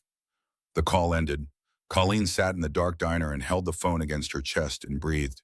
She had not asked for cavalry. She had not wanted it. This was her fight and she would see it through on her own terms. But Rainey's promise was alive in the world, now moving through phone lines and across highways, and Colleen could not control where it went. The next 2 days passed in a state of tense waiting. Colleen opened the diner every morning. Emmett came at 8:15. The cameras recorded. The log grew. Doug Whitmore filed preliminary documents with the state attorney general's office and told Colleen it would be at least 2 weeks before anything moved through the system. 2 weeks was too long. Colleen knew it in her gut the way she knew when a storm was coming before the clouds appeared. Cade would not wait 2 weeks. He had tasted defiance, and it had made him angry, and angry men do not operate on the timelines of bureaucracies. Then on Thursday night, Emmett collapsed. Colleen was closing up. It was 7:30 and the diner was empty, except for Emmett, who had stayed later than usual because the walk home seemed longer in the cold and the dark. He was sitting in his booth, his coffee long finished, his hands folded on the table, when his face went slack and his body listed sideways like a ship taking on water. One hand gripped the edge of the table, the other pressed against his chest, and then he slid out of the booth and onto the floor, and the sound his body made when it hit the linoleum was the worst sound Colleen had ever heard. She was beside him in seconds. She dropped to her knees and cradled his head in her hands, and his face was gray, the color of old newspaper, and his breathing was shallow and rapid and frightening. "Mr. Hollis, Emmett, stay with me. Do you hear me? Stay with me." His eyes opened unfocused, searching. "Colleen, I'm here. I'm right here. Don't move." She called the ambulance with one hand while holding his head with the other. The paramedics arrived in 8 minutes, which felt like 8 hours. They loaded Emmett onto a stretcher, and Colleen rode in the back of the ambulance, holding his hand, watching the monitors blink and beep, watching the paramedics work with the calm efficiency of people who do this every day and still somehow care every time.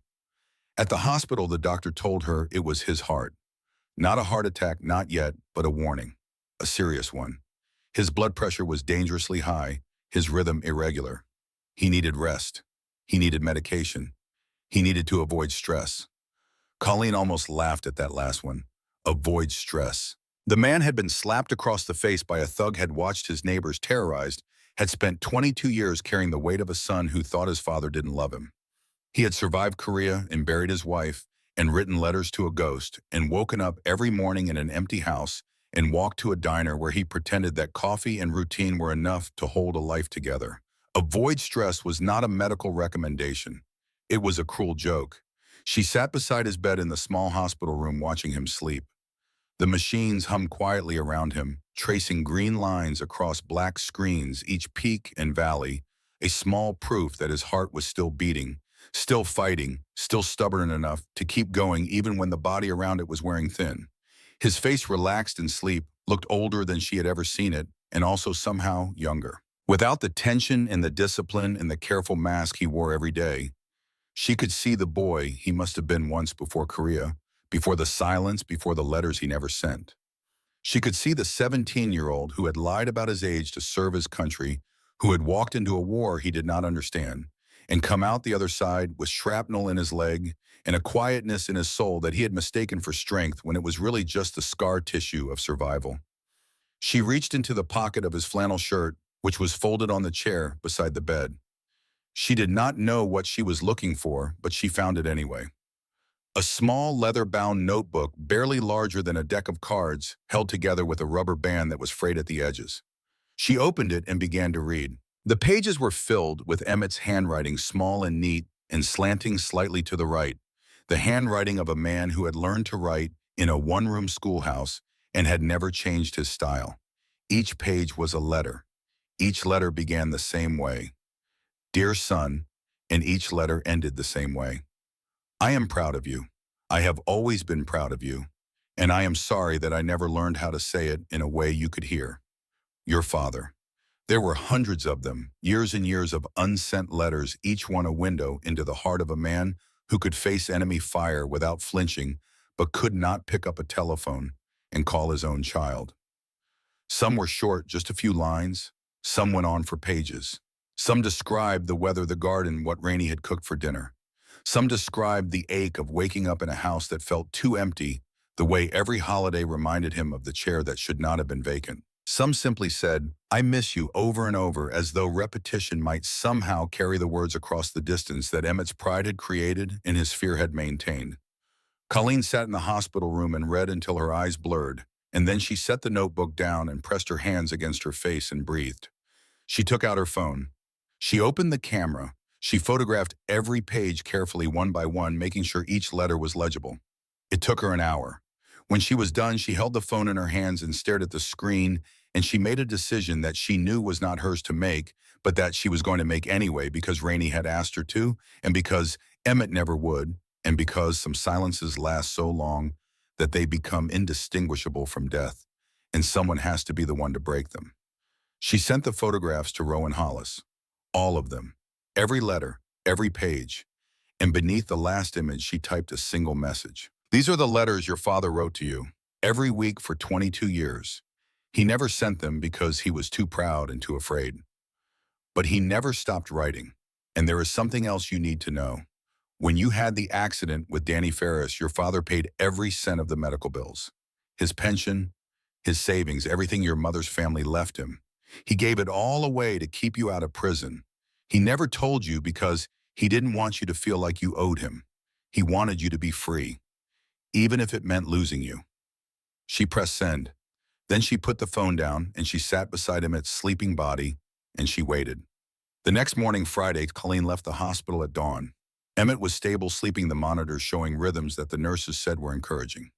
She drove to the diner and opened it at 6 as always because the people on Maple Street needed to see those lights on. They needed to know that the diner was still there, that Colleen was still there, that the world had not surrendered overnight. Cade Strickland's deadline was today. Colleen stood behind the counter and had made coffee and cracked eggs and cut bread for toast, and she moved through the motions of her morning the way a soldier moves through the motions of preparation before a battle.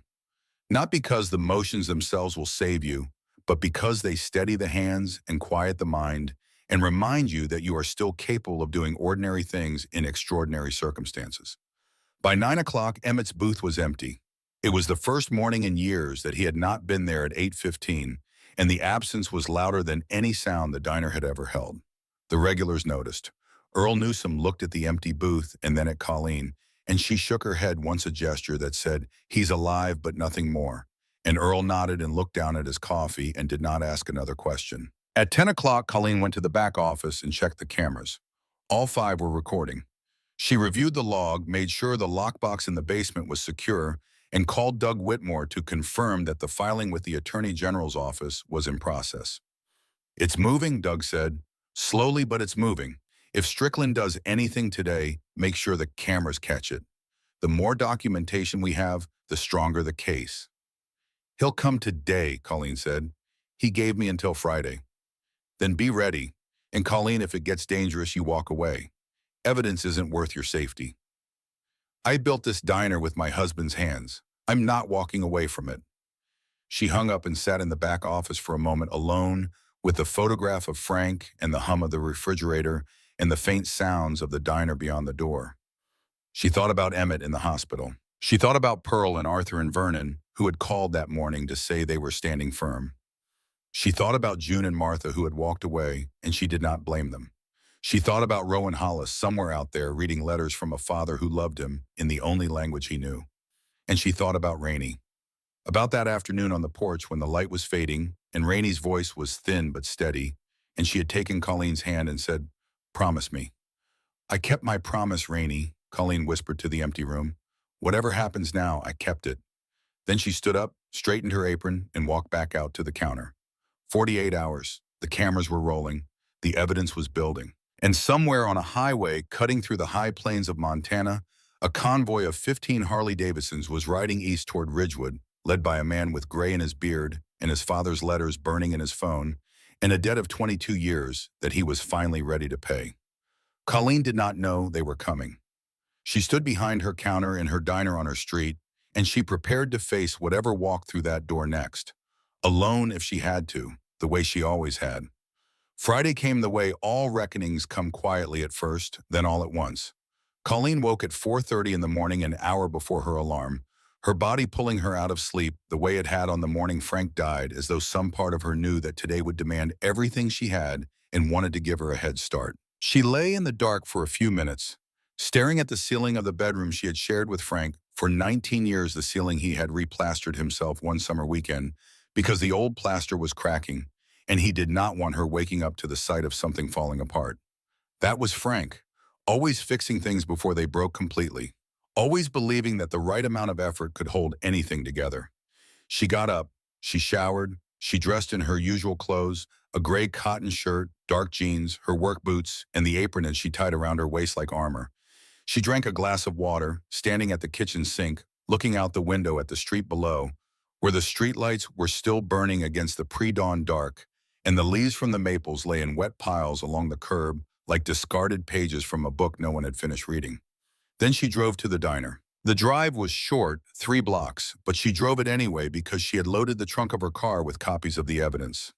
The lockbox from the basement, the backup hard drive with the camera footage, the notebook with her handwritten log, and a sealed envelope addressed to Douglas Whitmore containing a letter that explained everything, every name, every date, every dollar in case something happened today that prevented her from explaining it herself.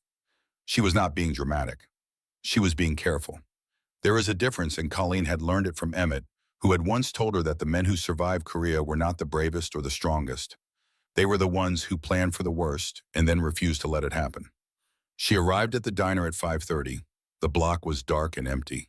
She unlocked the front door, turned on the lights, and stood in the dining room for a moment looking at the space, the way you look at something you love when you are not sure you will see it again.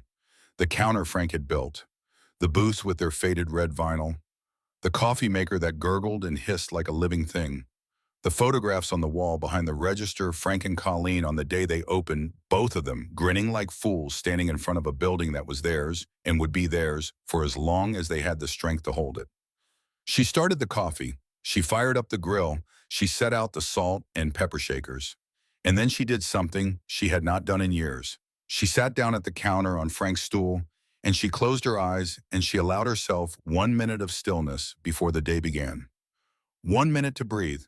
1 minute to remember why she was doing this. 1 minute to feel the presence of everyone who had ever loved her, Frank Rainey, Emmett, even the neighbors who had walked away, because walking away did not mean they had stopped caring. It only meant they had reached the edge of what they could carry. The minute passed. Colleen opened her eyes. She stood up, and she went to work. By 7 o'clock, the diner was open and the first customers were trickling in. Earl Newsom took his usual seat at the counter. Hank Purcell came in from the hardware store stamping his boots against the cold. Dorothy Bledsoe arrived with her coat buttoned to the chin and ordered tea with the gravity of a woman who had decided that normalcy was a form of protest. Emmett's booth was empty. Colleen had called the hospital at 6. The nurse told her Emmett had slept through the night, that his vitals were stable, that he was awake, and asking for coffee, which they were not going to give him, and asking to leave, which they were not going to allow. The nurse said he was stubborn. Colleen said she knew.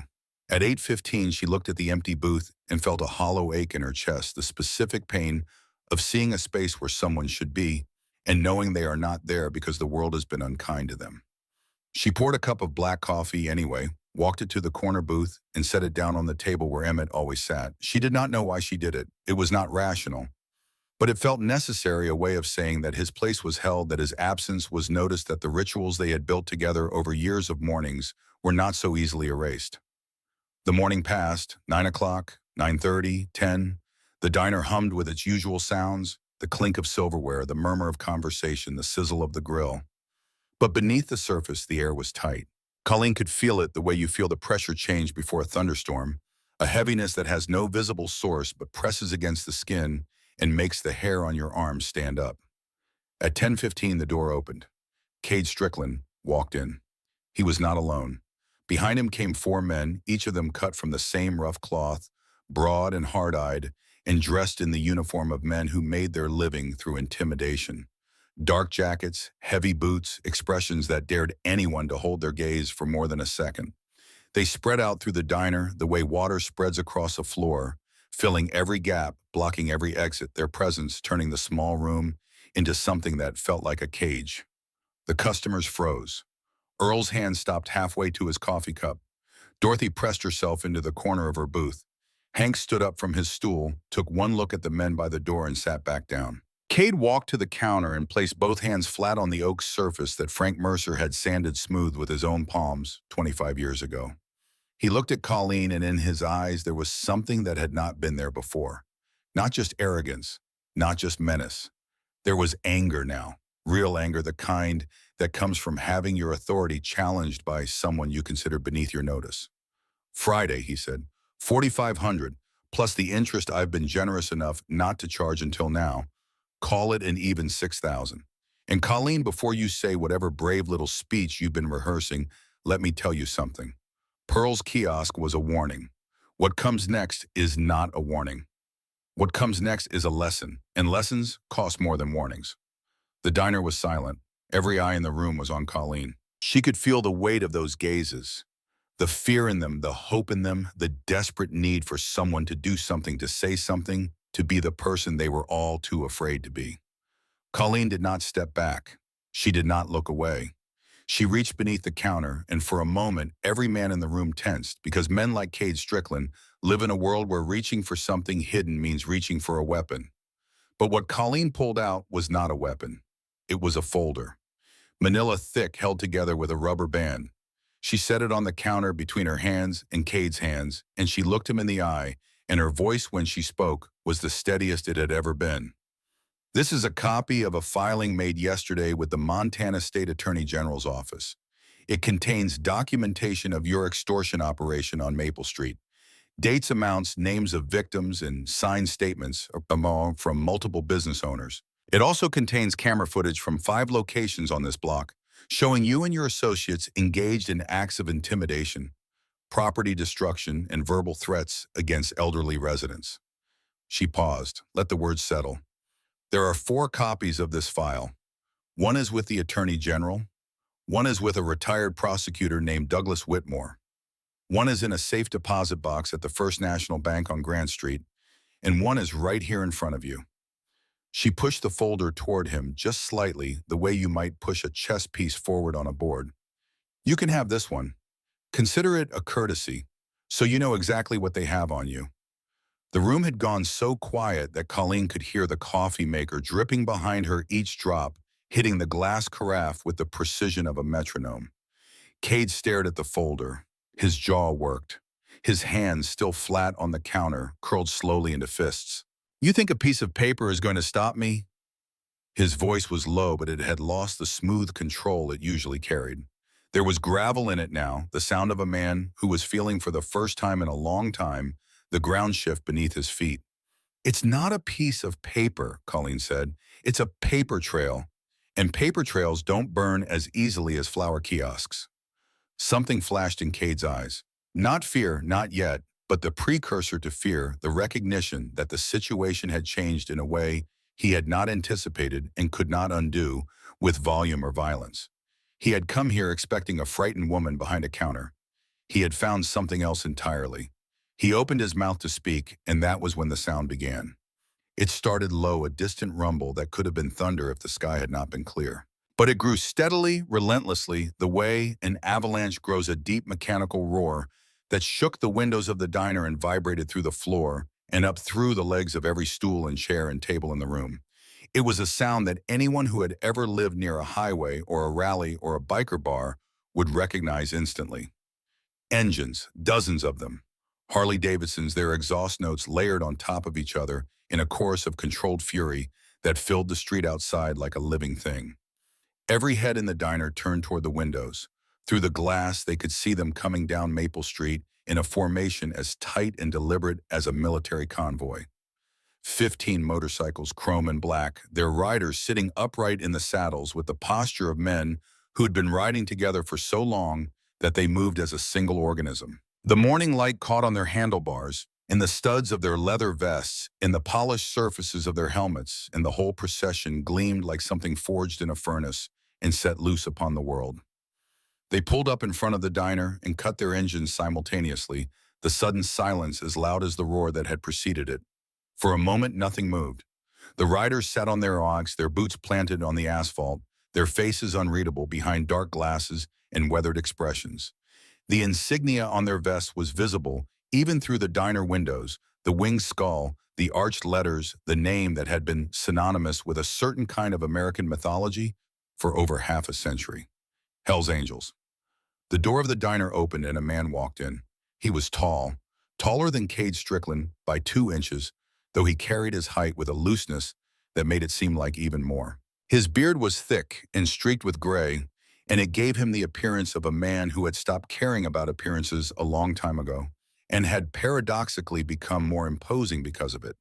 His arms were heavy with muscle and dark with ink tattoos that wound from his wrists to his shoulders in patterns that told stories only other riders would understand. His leather vest bore the patches of a chapter president, and his boots hit the diner's linoleum floor with the authority of a man who was accustomed to walking into rooms and changing the temperature. But it was his eyes that Colleen noticed first. They were pale blue, almost gray, and they held a steadiness that she had seen before every morning at 8:15 in the corner booth of her diner. Rowan Hollis looked nothing like his father and everything like his father at the same time. He stopped just inside the door and stood there, his gaze moving slowly across the room. He took in the customers in their booths, the fear on their faces, the men by the door who were Cade's and who were now very still. He took in the counter, the coffee maker, the photographs on the wall, and then his gaze found the corner booth, the empty one, the one with a full cup of black coffee sitting on the table untouched, waiting for a man who was not there. Something crossed his face. It was fast and it was private, an emotion that he buried before it could fully surface, the way a man presses a wound closed with his hand to stop the bleeding. He looked away from the booth. He looked at Colleen. And Colleen, who had never met this man, but had heard his name spoken by his mother in a hospital room and by his father in 100 unspoken ways, looked back at him and gave a single small nod. Rowan did not go to the counter. He did not address Cade. He walked slowly and deliberately to the corner booth, and he sat down. He sat in the seat across from where Emmett always sat, the seat that had been empty for as long as Colleen could remember. He placed his hands flat on the table the same way Emmett always did, and he looked at the cup of coffee across from him, and he was still. Behind him, the other bikers filed in. They did not rush. They did not shout. They entered the diner one by one, 14 men in leather and denim and boots, and they filled the room the way a tide fills a harbor, steadily and without negotiation. Some stood along the walls. Some sat at empty tables. One, a man in his 60s with a gray ponytail and a limp that spoke of old injuries, took the stool at the counter closest to Cade and folded his arms and said nothing. This was Briggs, and the look on his face made words unnecessary. Cade Strickland stood at the counter and watched his world contract. His 4 men, who had entered the diner with the confidence of predators, were now pressed against the wall near the door, their bravado evaporating in the presence of 15 men who wore their reputation like a second skin. The math had changed.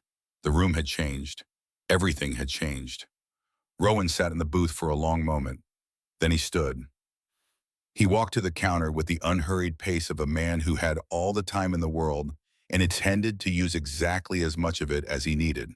He stopped 3 feet from Cade and looked at him, and the silence between them was the kind of silence that exists between a question and the answer that will change everything. "The man you hit," Rowan said. His voice was low and rough, the voice of a man who had spent decades speaking over the roar of engines and the noise of crowded rooms, a voice that did not need volume to carry authority. "The 81-year-old man you slapped in this diner. That man is my father." Cade's eyes widened slightly, just slightly, but it was enough. "He served this country before you were born. He survived things you can't imagine. He gave more of himself than anyone will ever know. And you walked into his place, into this woman's place, and you put your hand on him like he was nothing." Rowan took 1 step closer. Just one. The same way Emmett had on the day he was struck, that single step that carries more weight than 100 strides. "The woman behind that counter has already beaten you. She's got your whole operation on file with the state attorney general. She's got camera footage, witness statements, financial records. By next week, you'll have prosecutors going through your life with a fine-tooth comb. That's her work. She did that. Not me, not my brothers. Her." He let that sit, then he continued. "We're not here to fight you. Fighting you would be a waste of our time and an insult to the people in this room. We're here because family is here. And when family is threatened, we show up. That's what we do. It's the only thing we do that matters." Rowan glanced at Colleen, a look that lasted half a second, but carried the weight of everything she had done over the past week. The calls, the cameras, the evidence, the nights alone in the back office, the mornings she stood between Cade and Emmett and refused to move. That look said, "I see you. I see what you did." And it was enough. He turned back to Cade. "She's given you a way out. The file on that counter is your chance to understand what's coming and make a decision. You can walk away from Maple Street tonight and never come back, or you can wait for the state to come to you. Either way, you're done here." The diner was so still that Colleen could hear the heartbeat in her own ears. She watched Cade's face, watched the calculations moving behind his eyes, the anger wrestling with the mathematics of the situation. He was outnumbered. He was documented. He was standing in a room full of witnesses, surrounded by men whose reputation preceded them by decades, and the woman behind the counter had done what no amount of muscle could do. She had turned his shadow operation into a paper trail that led straight to a prosecutor's desk. Cade looked at the folder on the counter. He looked at Rowan. He looked at the bikers lining the walls. He looked at Colleen, and in her eyes he found nothing he could use. No fear, no doubt, no opening. He picked up the folder. He turned and walked toward the door. His 4 men parted to let him through, then followed their heads down, their swagger gone. The bell above the door jingled as they left, that same cheerful sound that had accompanied their entrance, but this time it rang like a period at the end of a sentence. The door closed. Through the window, Colleen watched Cade Strickland get into a black truck parked across the street. She watched his men climb in after him. She watched the truck pull away from the curb and drive down Maple Street, past the blackened remains of Pearl's kiosk, past the hardware store, and the tailor shop, and the bookshop, and the bakery, past all the places where ordinary people had been afraid for too long, and then it turned the corner and was gone. The silence lasted 3 seconds. Then Earl Newsom exhaled loudly and said, "Well, I'll be damned," and the room broke open like a dam. People stood up. People spoke. Dorothy was crying, but they were different tears now, the kind that come from relief rather than fear. Hank Purcell reached across the counter and shook Colleen's hand with both of his, gripping it so hard she thought he might never let go. Gus came out of the kitchen and stood in the doorway with his spatula blinking rapidly, and then he went back to the grill, because that was what Gus did when he did not know what else to do. And within minutes, the smell of bacon filled the diner like a benediction. But Colleen was not watching any of this. She was watching Rowan. He had returned to the corner booth. He was sitting in the same seat across from the untouched cup of coffee, his hands flat on the table. His eyes were on the cup. And for all the authority he had just displayed, for all the steel in his voice and the power of his presence, he looked in that moment like a man who was very far from home and not sure he had the right to be here. Colleen walked to the booth. She slid in across from him the way she used to slide in across from Emmett. She did not speak immediately. She let the moment breathe. She let the noise of the diner settle around them like a familiar blanket.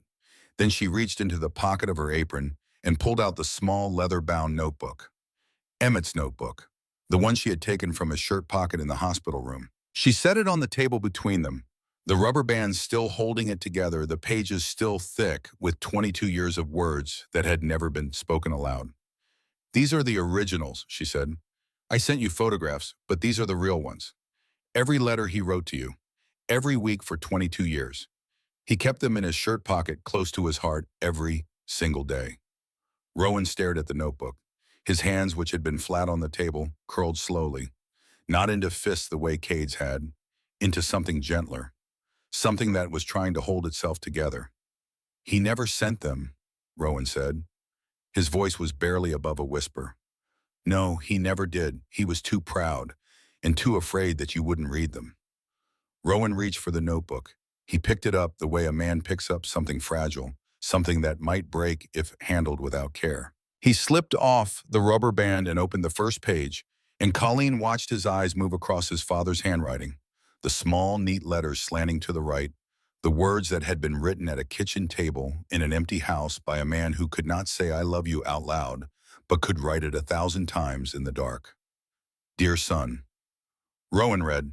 He turned pages slowly, one by one, and Colleen saw the muscles in his jaw tighten, and his throat work, and his eyes grow bright with something he was fighting very hard to keep from spilling over.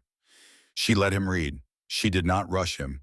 She did not fill the silence with words of comfort or explanation. She simply sat across from him and was present the way Emmett had been present for her on the anniversary of Frank's death, not saying anything, just being there, because sometimes the most powerful thing one person can do for another is to witness their pain without trying to fix it. After several minutes, Rowan closed the notebook. He pressed it against his chest with both hands, the way you hold something precious that you are afraid of losing. His eyes were red, but no tears had fallen. He had his father's discipline in that regard, the ability to hold everything inside, to feel without breaking, to carry the weight without letting it show. "You told me in that message," he said, "about the money, about what he did for me, the medical bills, the pension. It's true, your mother told me before she died. Emmett paid every cent of Danny Ferris's medical bills. His pension, his savings, the inheritance from your mother's family. He gave it all to keep you out of prison. And he never told you because he didn't want you to feel like you owed him anything. He wanted you to be free." Rowan's hands tightened on the notebook.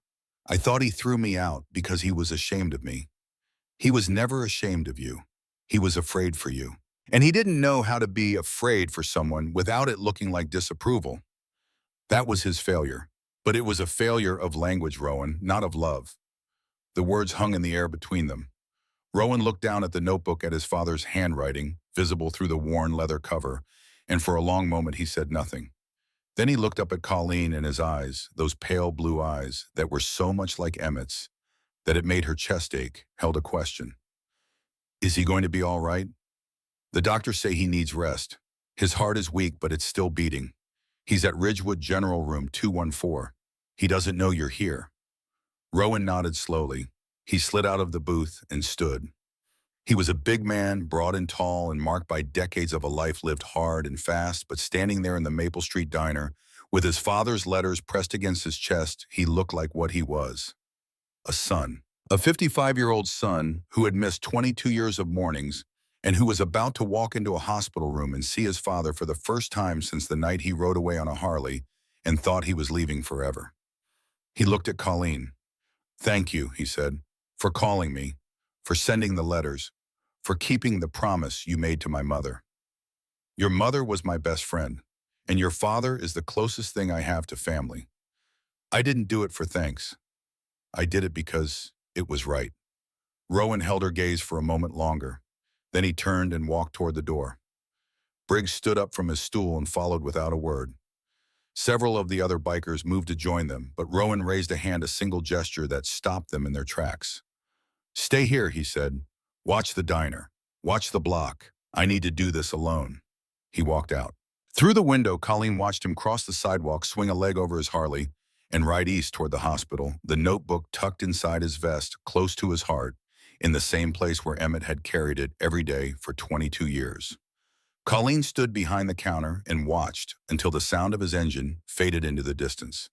Then she turned back to the diner where the bikers had settled in, as though they had always been there, ordering coffee and eggs and talking quietly among themselves, their presence transforming the room from a place of fear into something that felt for the first time in weeks like a sanctuary. Pearl arrived at 11. She walked in and stopped short when she saw the leather vests and the tattoos and the row of Harleys parked outside. Arthur came in behind her, and then Vernon, who stood in the doorway for a full 10 seconds, surveying the room with his Vietnam air of vigilance before deciding it was safe and taking his usual seat. What did I miss? Pearl asked. Colleen smiled. It was the first real smile she had allowed herself in a week, and it felt foreign on her face, like a language she was relearning. Sit down, she said. I'll tell Q over coffee. That afternoon, Colleen received a call from Douglas Whitmore. The state attorney general's office had opened a formal investigation into Cade Strickland's operation. 2 of Cade's associates had already been picked up for questioning, and a detective from the State Bureau of Investigation wanted to visit Maple Street next week to review the camera footage and take statements. Colleen hung up the phone and sat in the back office for a moment, letting the news settle. It was not over. Investigations take time. Justice moves slowly, especially for people who have been patient their whole lives. But the machinery was turning, and it was turning in the right direction. And Colleen had learned a long time ago that you do not need to see the end of a road to know you are walking in the right direction. You just need to keep walking. At 4 o'clock, her phone buzzed. A text message from a number she now recognized. It was Rowan. The message was short. 5 words. He knew who I was. Colleen stared at the screen. She read the words again, and she understood. Emmett had seen his son walk into that hospital room. After 22 years, after hundreds of unread letters and thousands of unspoken words in a distance that had seemed as permanent as a mountain range, Emmett had opened his eyes, and Rowan had been there, and the old man had known him. Not the leather and the tattoos and the gray in his beard. The boy he had held as an infant. The boy he had raised and failed and loved with a ferocity he could never find the words for. He had known him the way a river knows the sea, because that is where it has always been flowing, even when the path seemed impossibly long. Colleen set the phone down. She pressed her hands against her face, and she let herself cry. Not for long, not dramatically, just a few quiet tears that she wiped away with the back of her hand before anyone could see. She cried for Emmett, who had waited 22 years for a knock on his door that he had given up hoping for. She cried for Rowan, who had spent half his life believing he was unloved, when the truth was that he had been loved so fiercely and so silently that it had looked from the outside like its opposite. And she cried for Rainey, who was not there to see it, but who had somehow from beyond the grave made it possible. Then she wiped her eyes, straightened her apron, and went back to work. The weeks that followed were not dramatic. They were better than that. They were ordinary. And ordinary was exactly what Maple Street needed. Emmett came home from the hospital on a Tuesday. Rowan drove him not on the Harley but in a borrowed truck because even Rowan understood that an 81-year-old man with a heart condition should not ride on the back of a motorcycle no matter how much the old man insisted he had done worse things in Korea. Colleen was waiting at the house on Birch Lane with a pot of soup and a bag of groceries, and when Emmett walked through the door leaning on his cane with one hand and on his son's arm with the other, she saw something in his face that she had not seen in the 3 years since Rainey died. Peace, not happiness exactly. Emmett was not a man who wore happiness easily, but peace, the deep and settled kind, the kind that comes from knowing that the thing you feared most dying without your son, knowing you loved him, was no longer a possibility. The first morning Emmett returned to the diner, Colleen had his coffee ready at 8:15. He walked in slow but steady and sat in his booth and placed his hands flat on the table. Colleen set the coffee down in front of him. "Morning, Mr. Hollis." "Morning, Colleen." And then for the first time there was a second set of boots on the linoleum. Rowan walked in behind his father and slid into the seat across from him. He picked up the menu, studied it with exaggerated seriousness, and then set it down. "Coffee's still terrible here," he said. Emmett looked at his son across the table. The bruise on his cheek had faded to a faint yellow shadow, barely visible, now a ghost of the violence that had set all of this in motion. His eyes, those pale blue-gray eyes, held something that Colleen had never seen in them before. Not the quiet stoicism, not the controlled distance, something warmer. Something that trembled at the edges like a candle flame that has been sheltered from the wind for so long it has forgotten what it feels like to burn freely. "Then I guess you'll have to come back tomorrow and see if it's improved," Emmett said. Rowan nodded. "I guess I will." That was all. No speeches, no apologies, no tearful confessions or dramatic embraces. Just two men sitting across from each other in a diner booth drinking bad coffee, rebuilding a bridge, one plank at a time, with the patient, stubborn labor of people who have decided that the work is worth doing, even if it takes the rest of their lives. The investigation into Cade Strickland's operation moved forward. 3 of his associates were arrested within the month. Cade himself was indicted on 12 counts of extortion and 1 count of arson. The trial would not happen for months, but in Ridgewood, justice had already arrived in the form of an absence. Cade Strickland was gone from Maple Street, and the people who lived and worked there could feel the difference, the way you feel the difference when a fever breaks, a sudden lightness, a clarity, the sense that your body is your own again. Pearl did not rebuild the kiosk. She did something better. Colleen offered her a corner of the diner near the front window where the morning light came in, and Pearl set up a small table with buckets of flowers, and customers began buying bouquets with their breakfast, and the smell of fresh carnations mixed with the smell of coffee and bacon, and became one of the things that made the Maple Street Diner unlike any other place in the world. Martha reopened the bakery. She came back quietly without announcement, simply turning on the lights one morning and firing up the ovens and letting the smell of sourdough bread drift down the block like a white flag that meant not surrender but return. The first person through her door that morning was Vernon Burke, who bought a loaf of bread and a blueberry muffin and said, "Glad you're back, Martha." And Martha said, "Glad to be back, Vernon." And that was all either of them needed. June did not come back. She sold the bookshop and moved to Portland to be near her daughter. And Colleen understood and did not judge, and sent her a card with a photograph of the diner on the front and a message inside that said, "You are always welcome here." June wrote back a month later, a short note on lavender stationery. "Thank you for being brave enough for all of us." And every morning the ritual continued. 6 o'clock, Colleen opened the diner. 7, the regulars arrived. 8:15, Emmett walked in, and behind him, Rowan. They sat in the corner booth, the father and the son, and they drank coffee that both of them agreed was terrible, and they talked. Not about the 22 years they had lost. Not about the argument or the accident or the money. They talked about the weather. They talked about the news. They talked about the food which Rowan always complained about and always finished. They talked the way men talk when they are rebuilding something that was broken, carefully, slowly, leaving space for silence when the words ran out, because silence between people who love each other is not emptiness. It is trust. Sometimes the other bikers came. They would pull up on their Harleys, the engines rumbling down Maple Street like a greeting and they would file into the diner and order breakfast and treat Emmett with a reverence that made the old man uncomfortable and secretly pleased. Briggs always sat at the counter, always ordered black coffee, and always left a $20 tip that Colleen tried to refuse, and Briggs pretended not to hear. One morning, about 2 months after everything had happened, Colleen was wiping down the counter when she looked up and noticed something on the wall behind the register. Someone had hung a new photograph next to the one of Frank and Colleen on the opening day. It was a picture of Emmett in his military uniform, young and serious, and standing in front of the house on Birch Lane with Rainey's roses blooming behind him.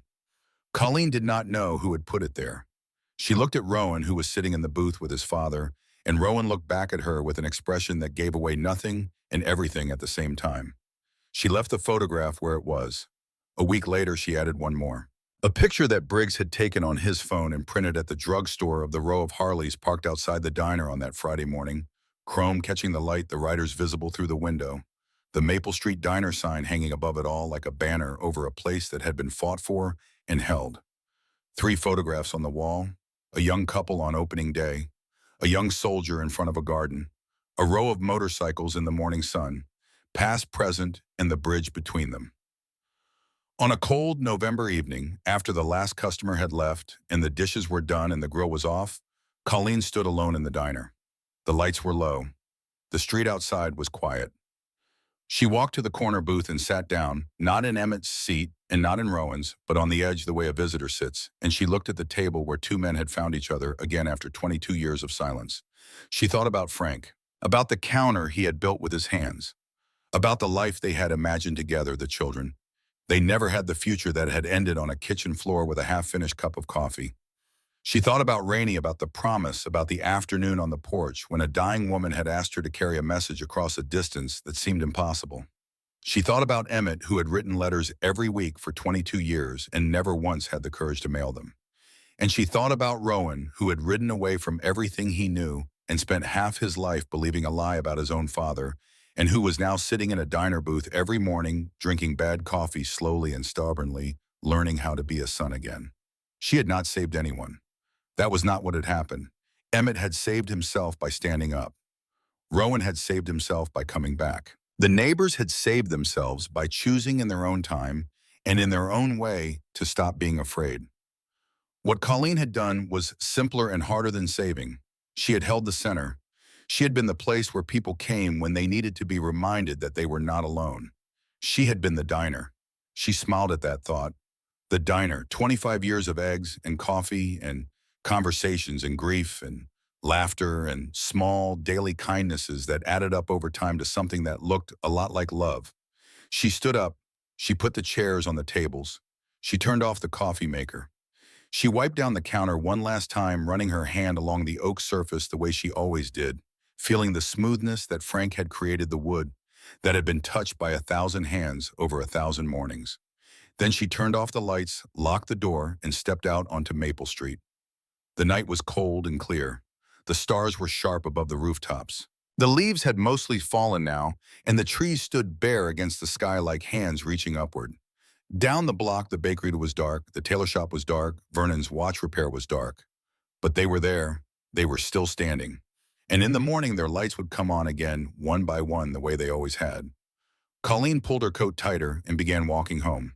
Her boots sounded on the sidewalk steady and sure, the rhythm of a woman who had fought a battle she did not choose, and won it not with fists or fury, but with patience and courage and the stubborn, unshakable belief that the people on her street deserved better than fear.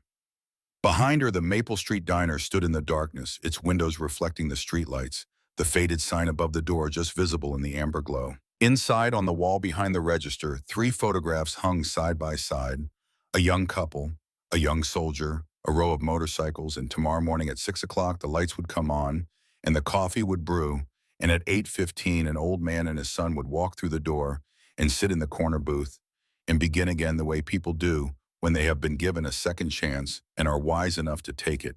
And Colleen Mercer would be there to pour the coffee, the way she always had, the way she always would.